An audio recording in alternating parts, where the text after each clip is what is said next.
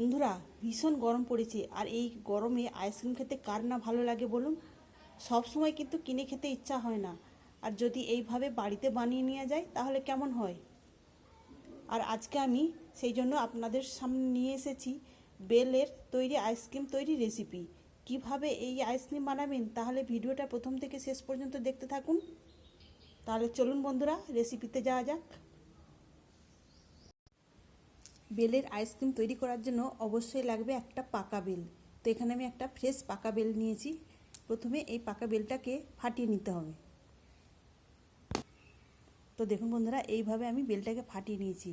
আর এই বেলটা, পাকা বেলের খুব সুন্দর গন্ধ বেরিয়েছে। এত সুন্দর গন্ধ বেরিয়েছে এমনি খেতে ইচ্ছা করছে। তো আজকে আমি এমনি খাবো না, এটা দিয়ে আমি আইসক্রিম বানাবো। তাই প্রথমে এর পাল্পটাকে বার করে নিতে হবে। তো একটা চামচের সাহায্যে আমি এই পাল্পটাকে সুন্দর করে বার করে নেব।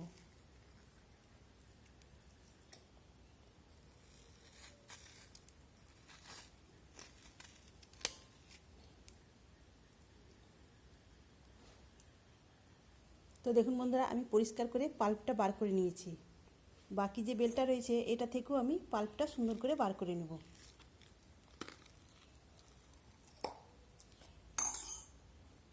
এখানে আমি সম্পূর্ণ বেলের পাল্পটা বার করে নিয়েছি। এখন আমি এর মধ্যে দিয়ে দেব 1 গ্লাস ঠান্ডা জল। তবে আমি 1 গ্লাস সম্পূর্ণ জলটা দিইনি, খানিকটা রেখে দিয়েছি। এখন হাত দিয়ে খুব ভালো করে চটকে এর কাতটা বার করে নেব।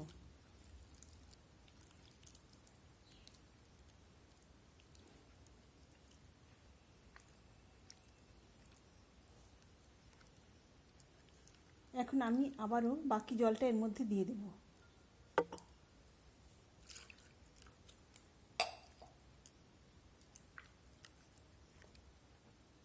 আমি জলের সঙ্গে খুব সুন্দর করে বেলটাকে চটকে নিয়েছি। এবার এটাকে ছেঁকে নিতে হবে। অন্য একটা বড় বাটিতে আমি একটা ছাঁকনি দিয়েছি। এবার অল্প অল্প করে আমি এই বেলের মিশ্রণ দিয়ে দেব। বেলের মিশ্রণ দেওয়ার পর একটা চামচের সাহায্যে এভাবে আমি বেলের যে জুসটা সেটা আমি বার করে নেব। আর উপরে যে দানা আর ছিবড়াগুলো আলাদা হয়ে যাবে।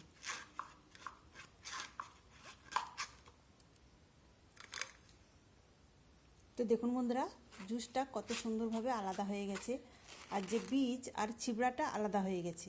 এটা এখন আমি একটা পাত্রে সরিয়ে রাখবো। আর বাকি যে মিশ্রণটা রয়েছে সেটা আমি একই রকমভাবে ছেঁকে নেব। এখানে দেখুন বন্ধুরা, বেলের কত সুন্দর একটা জুস বের করে নিয়েছি। এখন আমি এর মধ্যে দিয়ে দেবো চিনি। তো এখানে আমি 1 হাতা চিনি দিয়েছি। তো আপনারা যেমন মিষ্টি খেতে পছন্দ করবেন সেই মতো কম বেশি করে বাড়িয়ে কমিয়ে নেবেন। আর এখন এর মধ্যে দেওয়ার জন্য নিয়েছি 1 চামচ বিট লবণ, ছোটো চামচের 1 চামচ। এখন চিনি আর বিট লবণটা খুব সুন্দর করে মিশিয়ে নিতে হবে। এইভাবে মিশিয়ে নেওয়ার পর আপনারা শরবত হিসাবেও খেতে পারেন, খেতে ভীষণই টেস্টি হবে। যতক্ষণ না এই চিনিটা সুন্দরভাবে এই বেলের জুসের মধ্যে মিশে যাচ্ছে ততক্ষণ পর্যন্ত এইভাবে মিশিয়ে যেতে হবে। আমরা এই বেলের আইসক্রিম কিনে খাই, কিন্তু আপনারা এইভাবে একবার বানিয়ে দেখতে পারেন। কেনা আইসক্রিমের চাইতেও খুব বেশি টেস্টি হবে এই বাড়িতে বানানো বেলের আইসক্রিম। এখানে চিনি আর বিট লবণটা খুব সুন্দরভাবে মিশিয়ে নিয়েছি। এখন আইসক্রিমগুলো সেট করার জন্য আমি একটা আইসক্রিমের মোল্ড নিয়েছি। তবে আপনাদের হাতের কাছে এই রকম আইসক্রিমের মোল্ড না থাকলে আপনারা এই রকম চায়ের কাপও নিতে পারেন। এখন এই বেলের জুসটা আমি মোল্ডের মধ্যে ঢেলে দেব।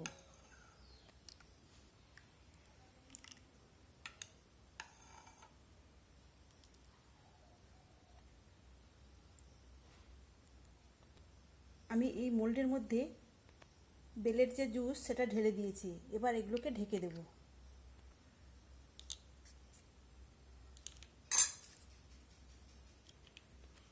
বাকি যে জুসটা রয়েছে এটা আমি চায়ের কাপে সেট করে দেখিয়ে দেব। চায়ের কাপে দেওয়ার পর একটা প্লাস্টিক দিয়ে মুখটা এভাবে মুড়িয়ে দিতে হবে, দিয়ে একটা গাটার দিয়ে আটকে দেব। এইভাবে আটকে দেওয়ার পর একটা চাকুর সাহায্যে মাঝখানটাতে একটু ছিদ্র করে দেব। এখন একটা আইসক্রিমের স্টিক, এটাকে দুটো ভাগ করে কেটে নেব। একটা অংশ এই মাঝখান দিয়ে এইভাবে দিয়ে দেব। এখন আইসক্রিমের এই মোল্ডটা ডিপ ফ্রিজে রেখে দেবো 10 থেকে 12 ঘন্টা। ফিরে আসবো আইসক্রিমগুলো সেট করে নেওয়ার পর। 10 ঘন্টা পরে ফিরে এলাম, আর এখানে আইসক্রিমগুলো কত সুন্দরভাবে সেট হয়েছে আমি এখন দেখিয়ে দেব। তবে তার আগে আমি এই মোল্ডটা 10 সেকেন্ডের জন্য জলে ডুবিয়ে রেখেছিলাম, আর এখন আমি বার করে দেখিয়ে দেবো কত সুন্দরভাবে আইসক্রিমগুলো তৈরি হয়েছে। তো দেখুন বন্ধুরা, কত সুন্দরভাবে বাড়িতে বেলের আইসক্রিম তৈরি হয়ে গেল। আর চায়ের কাপেও দেখুন কত সুন্দরভাবে আইসক্রিমটা সেট হয়েছে। তাহলে বন্ধুরা, আপনাদের কাছে এইরকম আইসক্রিমের মোল্ড না থাকলে আর চিন্তা নেই, আপনারা চায়ের কাপেই এত সুন্দর এই আইসক্রিম বানিয়ে নিতে পারবেন।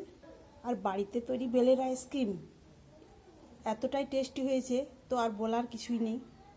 তাহলে বন্ধুরা, আজকের এই আইসক্রিম তৈরি রেসিপি আপনাদের কেমন লাগলো অবশ্যই কমেন্ট করে জানাবেন। ভালো লাগলে অবশ্যই লাইক দেবেন, আর আমার চ্যানেলটিকে সাবস্ক্রাইব করে আমার পাশে থাকবেন। তাহলে বন্ধুরা, আর চিন্তা নেই, আপনারা বাড়িতে এইভাবে আইসক্রিম বানিয়ে ফ্রিজের মধ্যে রেখে দিবেন, আর যখনই মন চাইবে তখনই কিন্তু বার করে খেতে পারবেন। তাহলে বন্ধুরা, আজকের মতো আসি। সবাই ভালো থাকবেন, সুস্থ থাকবেন। ধন্যবাদ।